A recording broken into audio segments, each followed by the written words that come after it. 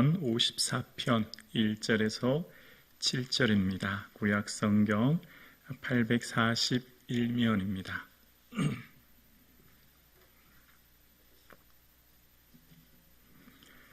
살아계신 하나님의 말씀입니다. 경건한 마음으로 함께 고백드리겠습니다. 함께요. 하나님이여, 주의 이름으로 나를 구원하시고 주의 힘으로 나를 변호하소서. 하나님이여, 내 기도를 들으시며 내 입의 말에 귀를 기울이소서. 낯선 자들이 일어나 나를 치고 포악한 자들이 나의 생명을 수색하며 하나님을 자기 앞에 두지 아니하였음이니이다. 하나님은 나를 돕는 이시며 주께서는 내 생명을 붙들어 주시는 이시니이다. 주께서는 내 원수에게 악으로 갚으시리니 주의 성실하심으로 그들을 멸하소서. 내가 낙헌제로 주께 제사하리이다. 여호와여, 주의 이름에 감사하오리니 주의 이름이 선하심이니이다. 참으로 주께서는 모든 환난에서 나를 건지시고 내 원수가 보응하는 것을 내 눈이 똑똑히 보게 하셨나이다. 아멘. 예수님 더욱 사랑하시는 수요일 저녁 되기를 주님의 이름으로 축복합니다. 아멘. 영화와 드라마의 인기 주제가 하나가 복수라는 겁니다.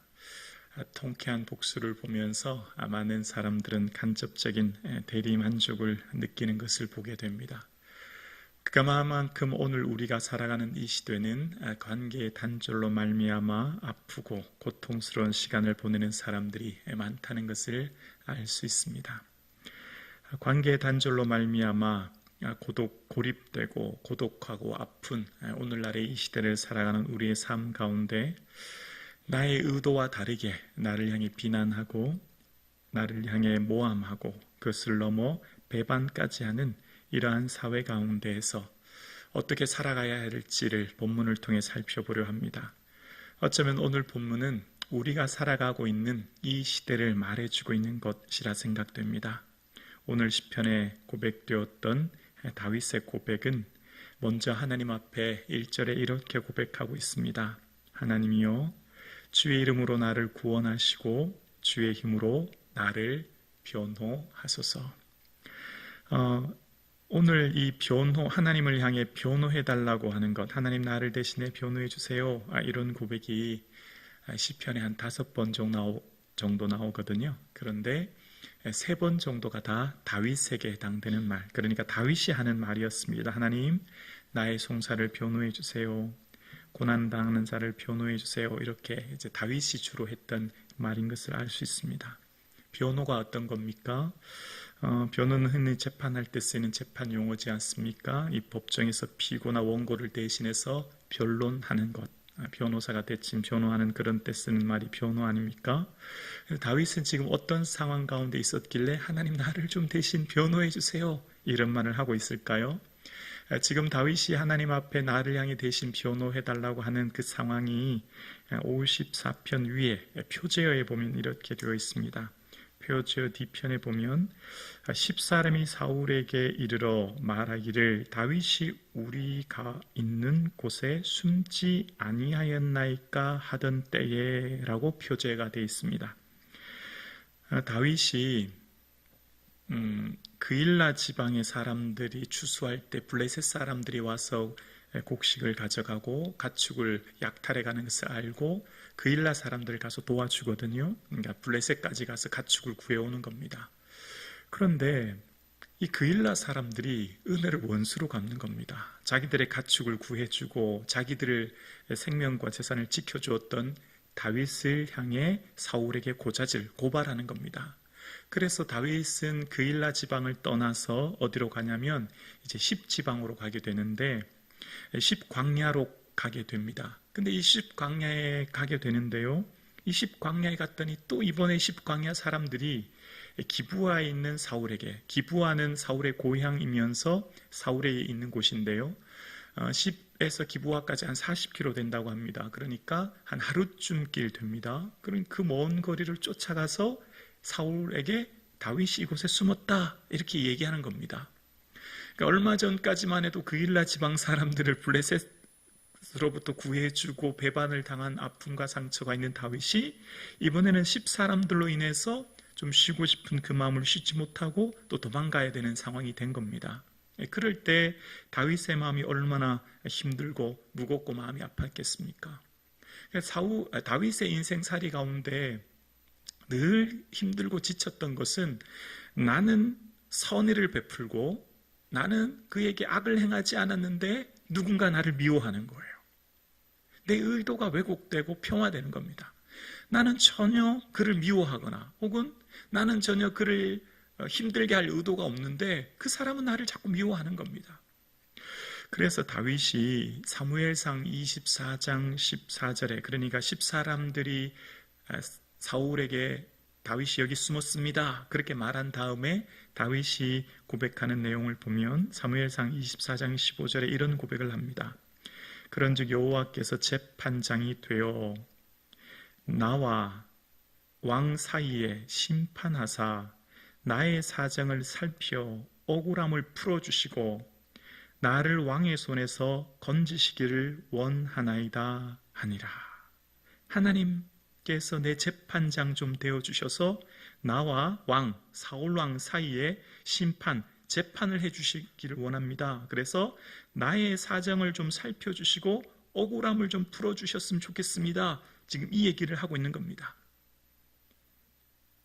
다윗이 지금까지 세워라왔던, 그러니까 지금 다윗의 나이를 이제 10대 후반이나 20대 초반으로 추정합니다. 왜냐하면 얼마 전 골리앗과의 물맷돌 싸움에서 승리할 때가 10대 후반이었거든요. 이제 나이도 얼마 되지 않았어요. 우리로 말하면 고등학생쯤 된다고 생각하면 되죠. 그런 상황 가운데 의도하지 않게 사울왕은 다윗의 정적이 되어 다윗을 죽이려고 합니다. 그래서 광야의 시간을 보내기 시작하는 거예요. 이곳저곳 도망 다니는데 도망 다닐 때 사람들은 모두가 다 사울을 따르는 사람이고 사울을 지지하기에 그 어느 누구도 다윗을 도와주지로 하지 않습니다. 신명기 1장 17절에 보면 재판은 여호와께 속한 것인즉이라고 이야기합니다. 재판은 하나님께 속한 것이다. 무슨 말이죠? 하나님만 가장 공정하신 분이라는 거죠. 하나님만 모든 걸 알고 계신다는 분이죠. 그래서 다윗이 하나님께 고백하는 거예요. 하나님, 제 재판장이 좀 돼 주십시오. 제 억울함 좀 알아주십시오. 제가 얼마나 힘든지 주님 아시지요. 그래서 나와 저 사울왕 사이에 재판장이 되어주셔서 내 사정, 내 억울함 좀 풀어주십시오. 지금 그렇게 고백하고 했던 다윗입니다. 우리의 삶 가운데 내 사정은 아무도 몰라요.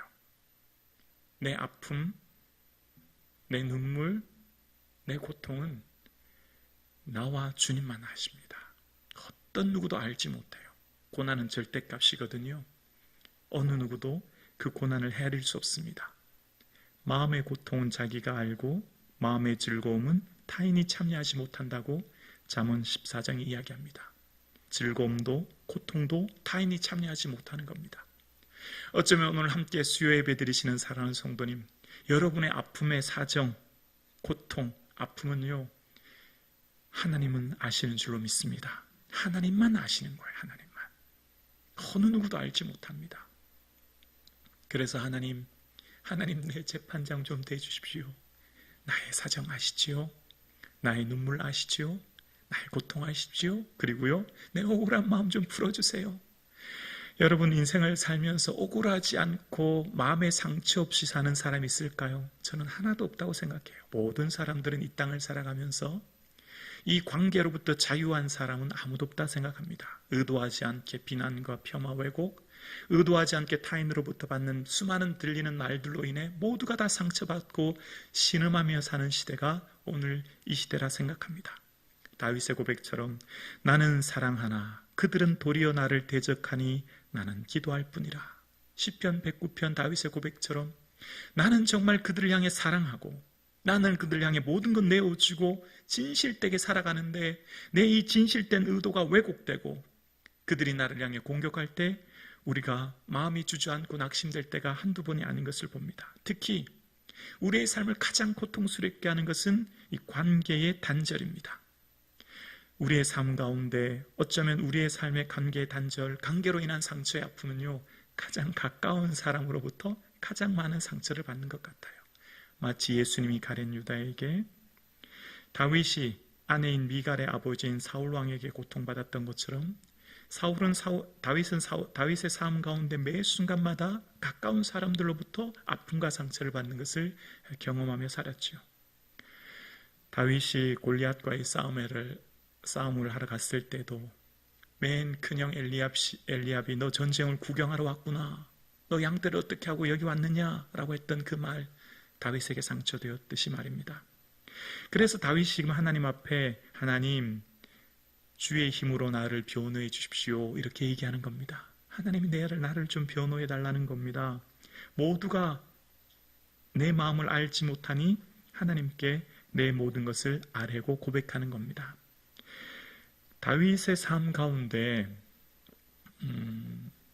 너무 힘들고 지치고 고통스러울 때 얼마든지 내 힘으로 상대를 향해, 그러니까 나를 향해 비난하고 공격하는 사람들을 향해 내가 보복하거나 원수를 응징할 수 있었지만 다윗은 그렇게 하지 않습니다. 다윗의 삶 가운데 이 10사람이 공격해 올 때 다윗이 도망가지 않습니까? 그래서 도망갔던 곳이 이제 엔게디 굴입니다. 그 굴 속에 숨어 있을 때 사울 왕이 발을 가리우리로 옵니다. 용변 보러 들어온 거죠. 그때 신하들은 사울 왕을 죽이자고 할 때 다윗이 거절합니다. 다윗이 그런 고백을 합니다.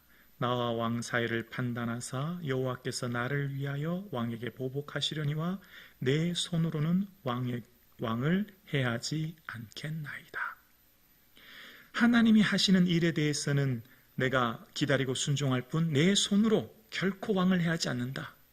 내 손으로 내 힘으로 결코 응징하거나 복수하지 않는다. 다윗이 지금 이렇게 이야기를 하고 있는 겁니다.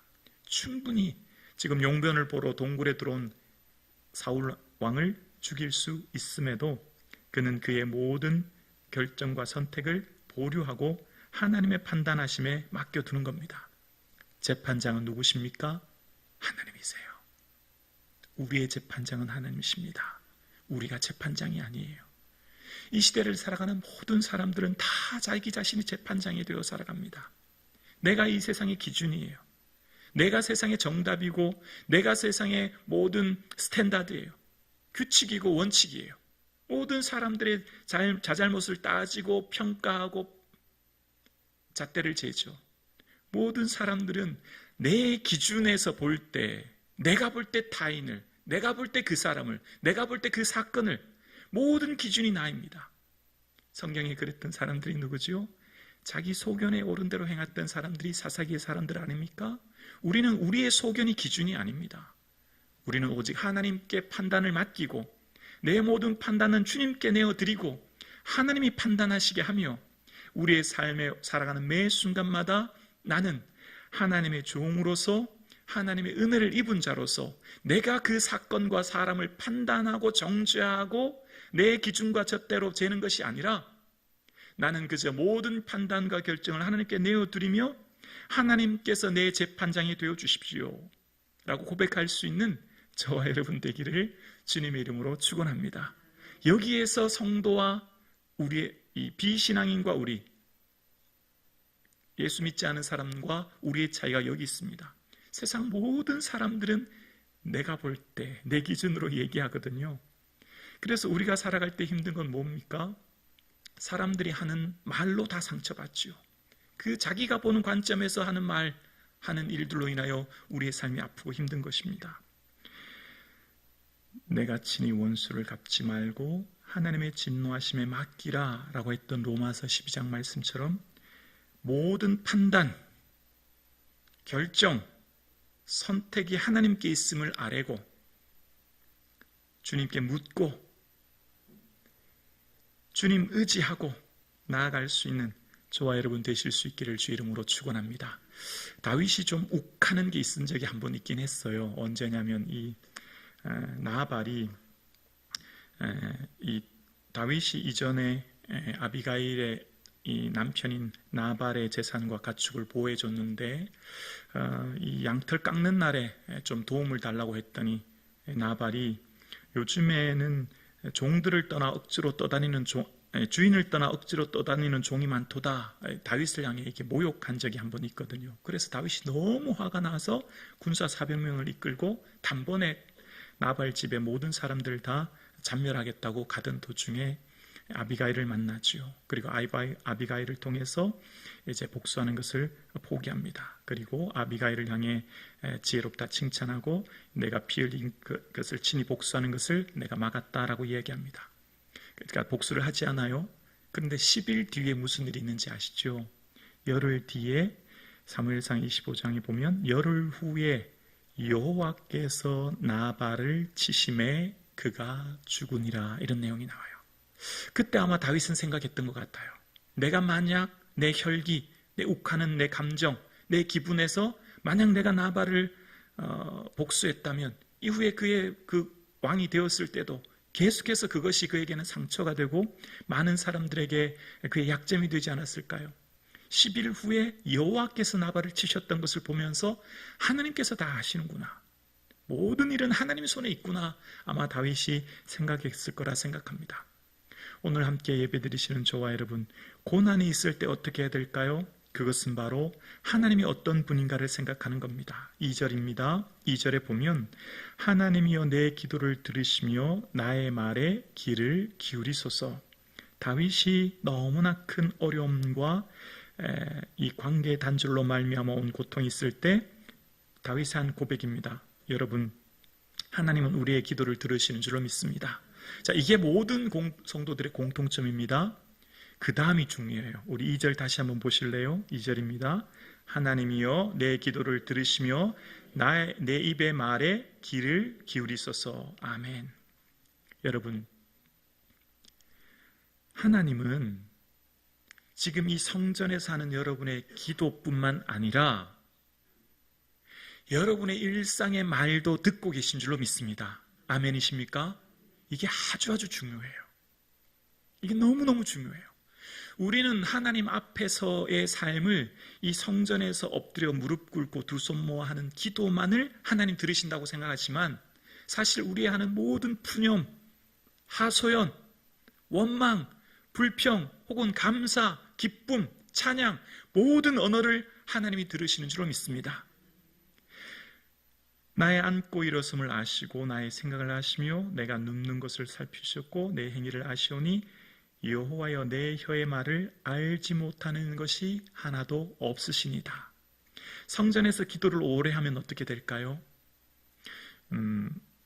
기도의 분량이 늘어나면 하나님 앞에 엎드려서 정해진 시간, 기도의 분량이 많이 늘어나면 삶의 기도로 이어지게 되지요. 삶의 모든 모습이 기도의 순간으로 연결되지요. 성전에서 기도의 분량이 충분히 늘어나고 많아지면 그 언어가 성화되고 거룩해지고 바뀌어지게 되지요. 그러니까 성전에서 기도가 오래되어지면 삶의 모습이 바뀌어지게 되지요. 그리고 깨닫는 게 있어요. 성전에서만 기도하는 것이 내 입술의 말의 기도뿐만 아니라 삶의 모든 일상이 기도인 것을 알게 되는 것이지요. 저와 여러분의 삶 가운데 성전에서의 말뿐만 아니라 하나님 앞에서 내가 지금 고백하는 말이 기도이듯이 삶의 모든 일상의 언어가 하나님 듣고 계신 기도인 줄로 믿습니다. 내 모든 입술의 말을 하나님께서는 귀 기울이고 계시고 듣고 계신 거예요. 그래서 다윗은 그런 고백을 하는 거예요. 하나님, 내 입술의 모든 말과 마음의 묵상이 주님께 연락되기를 원합니다 라고 기도하는 거예요. 진짜 기도가 하나님 앞에서 엎드리는 성전에서 기도만이 아니라 하나님 앞에서 엎드려 기도하는 자는 반드시 삶의 기도로 이어지게 되어지고 그것이 하나 되어지는 겁니다. 하나 되어지는 것. 경계의 벽이 허물어지는 거예요. 기도와 삶이 하나 되어지는 겁니다. 아멘이십니까? 성전에서 기도 분량이 많아지면 기도하듯이 삶을 살아가게 되고 삶의 내용이 기도의 삶이 되어지는 것이죠. 기도와 삶의 내용이 경계가 무너지는 거예요. 아멘이십니까? 우리의 모든 입술의 말이 하나님 앞에 무릎 꿇고 엎드려 하는 말이 기도이듯이 삶의 모든 일상의 삶, 이웃과 하는 대화, 삶의 모든 일들이 하나님 앞에서의 삶을 살게 된다는 겁니다. 하나님 앞에서의 삶이요. 그래서 여러분, 하나님 어디 계십니까? 하나님 어디 계세요? 하나님 내 앞에 계세요. 다윗이 지금 얘기합니다. 3절입니다. 우리 3절 함께 볼까요? 함께요. 낯선 자들이 일어나 나를 치고 포악한 자들이 나의 생명을 수색하며 하나님을 자기 옆에 두지 아니하였음이니이다. 하나님 어디 계십니까? 내 앞에 계시고 내 옆에 계신 거예요. 아멘이십니까? 하나님이 지금 내 앞에 계신다는 것을 생각하지 않기 때문에 이 포악한 자들, 낯선 자들, 그들은 하나님을 의식하지 않기 때문에 다윗을 향해 복수하고 공격하는다 지금 이야기하는 거예요. 다윗이 지금 악한 자들 향해 뭘 말하고 있죠? 하나님을 자기 앞에 두지 않았다는 겁니다. 하나님 어디 계신다고요? 내 앞에 계시는 거예요. 내 옆에 계신 거예요. 영이신 하나님, 우리 눈에 보일 수 없는 그 하나님을 항상 다윗은 내 앞에 계신다고 이야기합니다. 그래서 다윗이 16편의 시편 16편의 고백처럼 내가 여호와를 항상 내 앞에 모시며 그가 내 오른쪽에 계심으로 내가 흔들리지 않는다고요. 근데 이 고백을요, 베드로는 시편 16편 이 본문을 그대로 인용해서 오순절날 성령의 충만을 받고 성전에서 성도들에게 설교하는데 이렇게 설교해요. 내가 항상 내 앞에 계신 주를 배었으며 라고 설교합니다. 그러면서 나로 요동하지 않기 위하여 그가 내 우편에 계시도다. 다윗이 했던 말을 그대로 시편을 인용하는데 하나 더 추가된 단어가 있어요. 주님을 배웠다는 겁니다. 봤다는 거예요. 베드로는 다윗이 항상 하나님을 보았고 그 하나님을 의식했기 때문에 그의 삶을 살았다라고 고백하면서 베드로가 지금 초대교회 성도들에게 성령의 오순절날 충만한 사건을 경험해 보니 하나님 지금 내 앞에 계시구나, 하나님 지금 우리와 함께 계시는구나 깨닫게 되었다는 겁니다. 성령에 충만하면 하나님 지금 내 앞에 나와 함께 계심을 고백하며 살게 되는 줄로 믿습니다. 이것이 바로 믿음인 거죠. 하나님이 늘 나와 함께 하고 계신다는 것을 생각하는 거요. 오늘 여러분 예배 마치고 집으로 돌아가실 때 혼자 가시는 게 아니라 김 목사와 같이 걸어간다고 생각해 보십시오. 지하철 타든 버스 타든. 여러분, 누군가 내가 운전을 하고 가는데 내 옆에 어떤 장로님이든 집사님이든 누가 태웠다고 생각해 보십시오. 여러분, 우리의 모든 삶 가운데 하나님께서 내 앞에 계신다고 하는 것, 이게 지금 다윗의 고백이었고 초대교회 성도들의 고백이었습니다. 그 하나님은 어떤 하나님일까요? 4절입니다. 4절이요. 하나님은 나를 돕는 이시며 주께서 내 생명을 붙들어 주시는 이시니이다. 아멘. 사람들은 여러분 도울 수 없습니다. 오직 하나님만이 나를 도와주실 수 있는 줄로 믿습니다. 내 생명을 붙들어 주시는 분은 오직 하나님이세요. 내 생명을 인도하시고 이끌어 주시는 분은 하나님이세요. 다윗이 깨달은 게 있어요. 왜 내 삶이 사울왕의 수많은 공격, 사울왕의 수많은 압제, 그런 가운데서도 내가 지금 이렇게 살아있느냐? 다윗이 생각해 보니까 하나님이 내 생명을 지금 붙들고 계신다는 걸 깨달았던 거예요. 그래서 아비가일이 다윗에게 그런 말을 하잖아요. 생명 싸개 속에 당신의 생명을 품고 있다고. 하나님이 보호하고 계시니 어떤 누구도 해할 수 없음을 경험하게 된 거죠. 오늘 함께 수요 예배 드리시는 사랑하는 성도님, 우리의 생명의 주권자는 오직 하나님이신 줄로 믿습니다. 하나님께 내 생명, 내 삶, 내 재산, 내 가족, 내 직업, 내 기업, 내 모든 것이 주님의 손에 있는 줄로 믿습니다. 오직 주의 손에 있습니다. 어려움이 있습니까? 문제가 있습니까? 이전에 엎드려 기도할 수 있기를 주 이름으로 축원합니다. 주님께 엎드릴 수 있기를 소원합니다. 오직 하나님만이 내 생명 붙드시는 이시니 주님께 나아가는 거예요. 그리고 다윗이 이제부터 그동안에 왜 내가 참았는지 그 안에 숨었던 다윗의 내면의 세계를 이야기합니다. 5절입니다. 5절이요. 주께서 내 원수에게 악으로 갚으시리니 주의 성실하심으로 그들을 멸하소서. 여러분, 10사람들은요 다윗을 한 번만 고발한 게 아니거든요. 사무엘상 23장에 한 번에 등장하는데요, 사무엘상 26장 가면 또 등장해요. 10사람들은 한 번이 아니라 두 번씩이에요. 왜 그런지 모르겠어요. 다윗 입장에서 얼마나 속상했겠어요. 한 번도 아니라 두 번씩이나. 여러분, 누군가 나를 이유 없이 미워하고 폄하하고 여러분을 비난하면 얼마나 괴롭겠어요. 여러분, 다윗이 지금 이 상황이 너무 힘들고 어렵죠. 그런데 여러분 그거 아시죠? 다윗은 이후에 왕이 되었을 때 자신을 향해 두 번이나 배신하고 상처 줬던 사람들인 10사람들에게 복수하지 않습니다. 아시죠? 다윗은 자기가 왕권을 잡고 모든 것을 이루었을 때 10사람들 향해 비난하지 않아요. 모든 것은 다 하나님께 맡기고 의탁하는 겁니다. 그러면서 지금 다윗이 하는 말이 어떤 고백을 하고 있냐면 하나님이 다 갚아주신다는 거예요. 자, 여기서 보세요. 갚아주신다고 하는 것은요, 복수하고 내가 받았던 고통과 아픔을 그대로 준다라고는 의미도 있지만 더 큰 게 있어요. 내가 참고 내가 인내하였듯이 하나님도 나를 향해 참고 인내해 주신 은혜를 내가 누린다는 거예요. 다시요. 하나님께서 갚아주신다는 것은 나의 아픔과 상처를 내 대신 그를 향해 공격하여 상처에서 내 보복하여 나를 향해 갚아주신다는 의미도 있겠지만 더 큰 것은 하나님이 나를 사랑해 주시고 은혜 주셔서 나의 상처, 나의 아픔을 위로해 주시고 감싸 주시고 품어 주신다는 고백이 있는 거예요. 그래서 아주 중요한 고백 하나가 있는데요. 사무엘상 26장 23절과 24절에 다윗이 이렇게 고백합니다. 여호와께서 사람에게 그의 공의와 신실을 따라 갚으시리니, 갚는다고 말했습니다. 뭘로 갚는지 볼게요. 이는 여호와께서 오늘 왕을 내 손에 넘기셨으되 나는 손을 들어 여호와의 기름 부음 받은 자 치기를 원하지 아니하였음이니라. 나는 복수하지 않았다는 거예요. 나는 그냥 참고 견뎠다는 거예요.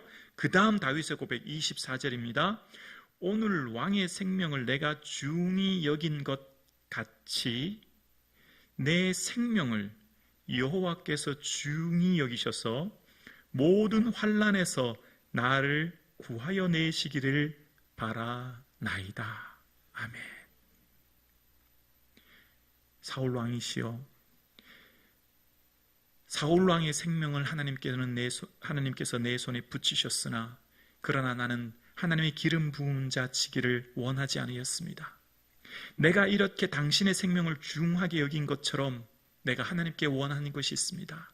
하나님도 나를 이처럼 내 생명을, 나의 인생을 소중히 여기시고 중히 여기셔서 나를 모든 환난에서 구원해 주시는 것입니다 라는 고백이에요.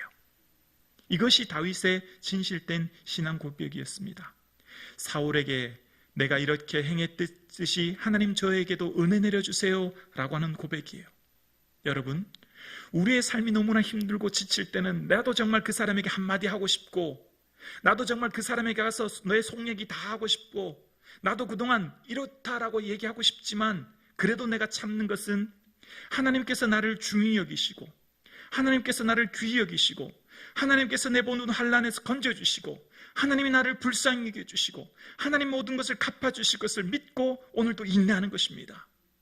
우리의 모든 삶은 하나님이 다 보고 계신 거예요. 하나님 앞에서의 삶을 사는 거죠. 그래서 그래, 내가 네 마음 다 알고 너의 행동 내가 다 안다. 내가 그처럼 나를 생각하고 살았으니 나도 널 위해 이렇게 은혜 베풀어 줄게 라고 말씀하시는 거죠. 마치 예수님께서 지극히 작은 자에게 한 것이고 내게 한 것이라 말씀하셨던 것처럼 줄일 때 먹이고 목마를 때 마시고 나그네 될 때 영접하고 헐벗을 때 입혔던 것처럼 언제 우리가 그렇게 했습니까? 라고 했을 때 너희가 지극히 작은 소자에게 한 것이 곧 내게 한 것이라 말씀하셨던 것처럼 우리의 삶은요, 모든 사람들을 하나님 대하듯이 대하는 거예요. 내가 만나는 모든 사람들을 주님 대하듯이 대하는 거예요. 내가 살아가는 모든 순간 하나님 앞에서의 삶을 살아가는 것입니다. 얼마나 힘들고 어렵습니까? 그러나 하나님 지금 내 앞에 계신 것을 믿고 고백하기 때문에 그래서 오늘도 인내하는 거예요. 그래서 우리는 주님 앞에서만 내 마음을 토로하는 거예요. 주님 앞에 내 마음 쏟아놓지 않고는 견딜 수가 없거든요. 그래야 이 힘이 생기는 거예요. 그래야 이 능력이 생기는 거예요. 주님 앞에 내 마음을 쏟아내놓고 토로하지 않으면요, 결코 이 힘이 생기지 않아요. 이 능력 결코 받을 수 없어요. 이것은 사람이 할 수 있는 게 아니거든요. 이것은 사람의 능력으로 불가능한 일이거든요. 그래서 주님께 나오셔야 합니다. 주님께 우셔야 합니다. 주님께 내 마음 쏟아 놓으셔야 합니다. 하나님, 내 마음이 이렇게 힘들어요. 내 사정, 내 억울함 아시죠? 라고 고백하셔야 돼요. 그럴 때 우리의 마음을 하나님께서 위로해 주시고 하나님께서 이길 힘을 주십니다. 오늘 저와 여러분이 왜 수요 예배로 부르셨습니까? 오늘 이 예배를 하나님 왜 드리게 하시나요? 얘들아, 힘들지? 너의 마음 얼마나 아프니? 너의 마음 얼마나 고통스럽니? 내게 다 쏟아내 놓아라. 너의 억울함, 너의 아픔 내게 다 쏟아내 놓아라. 내가 안다. 내가 내게 위로해 줄게 말씀하시는 거예요. 그럴 때 우리의 삶이 새로워지는 겁니다. 그럴 때 우리 마음이 새로워지는 거예요. 그럴 때 주님으로부터 새 힘과 새 은혜를 받고, 그래요 주님, 주님이 나를 용서해 주시고 내 모든 것 주셨는데 나도 주님 위에 참고 인내하고 견디겠습니다. 나도 주님 위에 이렇게 살아가겠습니다 라고 고백하며 우리의 삶이 새로워지게 되는 줄로 믿습니다. 그럴 때 어떻게 될까요? 그럴 때 감사하며 기도하게 되죠. 6절입니다. 6절이요, 내가 낙헌제로 주께 제사하리라. 여호와여, 주의 이름에 감사하오리니 주의 이름이 선하심이니이다. 너무 고통스러울 때는 어떻게 해야 되죠? 주께 나와 엎드려야 돼요. 그러면 반드시 이 자리를 일어설 때는 눈물이 흐르지만 마지막에 이렇게 고백하게 되죠. 그럼에도 불구하고 주님 감사해요. 너무 힘들지만, 그렇지만 오늘도 살게 해주셔서 이겨볼게요. 이렇게 고백하게 되는 거예요. 너무 힘들지만 그럼에도 불구하고 하나님께 제사하게 되는 거예요. 그래서 주님만 붙드셔야 됩니다, 여러분. 너무 힘들 때는요, 주님밖엔 답이 없어요. 주님께 엎드려야 감사가 회복되고, 주님께 엎드려야 제사할 예배할 힘이 생기고, 주님께 엎드려야 주님의 선하심을 알게 되고, 주님께 엎드려야 하나님이 나를 돕는 이심을 알게 되고, 주님께 엎드려야 주께서 내 생명 붙드시는 것을 알게 되는 거예요. 오늘 함께 예배 드리시는 저와 여러분, 주님 앞에 엎드릴 수 있는 저와 여러분 되기를 주 이름으로 축원합니다. 그럴 때 어떻게 하셨다고요? 7절입니다. 참으로 주께서는 모든 환난에서 나를 건지시고 내 원수가 보응받는 것을 내 눈이 똑똑히 보게 하셨나이다. 다윗은 한 번도 내가 복수하지 않고 내가 내 힘으로 응징하지 않았지만 하나님이 갚아주시고 하나님이 해결해 주시고 하나님이 은혜 주시는 것을 그는 매 순간마다 경험하게 되었습니다. 다윗은 첫 번째 10사람들이 고발할 때도 굴 속에 들어왔던 사울왕의 옷자락을 베었을 뿐, 두 번째 10사람들이 고발했을 때도 창과 물병만 가져왔을 뿐 한 번도 사울왕에 대해서 해하지 하지 않았고, 인내하고 참았을 때 하나님께서 그 모든 것을 갚아주시고 인도해 주신 것을 다윗은 그 눈으로 똑똑히 보게 되었습니다. 여러분 힘드시죠? 주님 앞에 엎드리시면 우리 눈으로 보게 될 날이 곧 오게 될 것입니다. 여러분의 기도가 응답되어지고 여러분의 삶이 회복되어지고 여러분의 삶에 오랜 기도를 은혜 주시는 그 좋으신 하나님을 우리의 삶 가운데 반드시 목도할 날이 곧 있게 될 줄로 믿습니다. 선을 행하되 낙심하지 말지니 때가 이름에 거두리로다. 아멘.